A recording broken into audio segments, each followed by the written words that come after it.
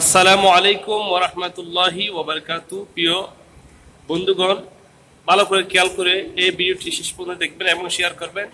পবিত্র ঈদ এ মিলাদ নবী সাল্লাল্লাহু আলাইহি ওয়াসাল্লাম সম্পর্কে বাইতুল শরীফের তৎকালীন পীর সাহেব কত সুন্দর করে আলোচনা করছেন। আলহামদুলিল্লাহ। বুখারী শরীফের হাদিস আছে আর মুহাদ্দিসিনে কেরামল আছে। আল-ইয়াওমা আকমালতু লাকুম দীনাকুম, এই জায়গায় ইহুদি ফাদুরিয়া হদ্দে এই আয়াত যদি হযরত ওমরের হদ্দে এই আয়াত যদি আর মন নাযিল হইতো তাওরাতত দিবি মারা ঈদ বানাইতাম। ঈদটা দুই জায়গা ব্যবহার হইবে হন মানে আছে না।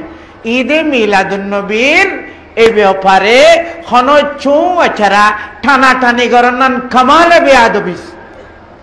আর ভাই আমিন শায়ের হইলে তামামে ভুল হাবিস ইবা একবালের শের ইবা হইতে তামামে বেয়াদবিস। যারা বুঝছে ইতারা আল্লাহ নবীর শান খন্ডিল্লা করি পালন করি কি শাহ সাহেব কাবলা সগদেহি